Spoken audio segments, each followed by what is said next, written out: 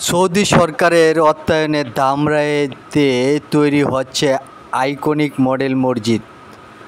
সরেজমিন ঘুরে দেখা যায় ধামরাইয়ের মডেল মসজিদ নির্মাণের ধীরগতি 50-60% অগ্রগতি দৃশ্যমান।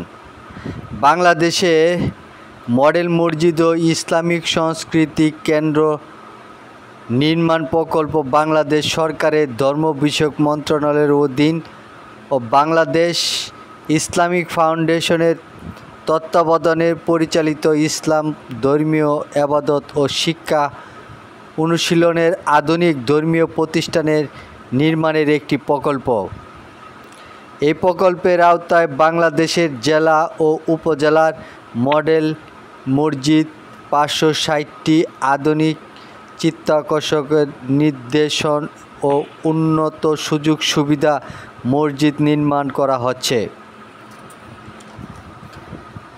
মডেল মসজিদ প্রকল্পের উদ্দেশ্য ইসলামী ফাউন্ডেশন 1975-এর বাস্তবায়ন এবং দেশব্যাপী শক্তিশালী ইসলামী প্রাতিষ্ঠানিক কাঠামো গড়ে তোলা, সারা দেশে ইসলামিক ভ্রাতৃত্ব ও প্রকৃত মূল্যবোধের প্রচার ও দ্বীনি দীক্ষাদান চালু করা,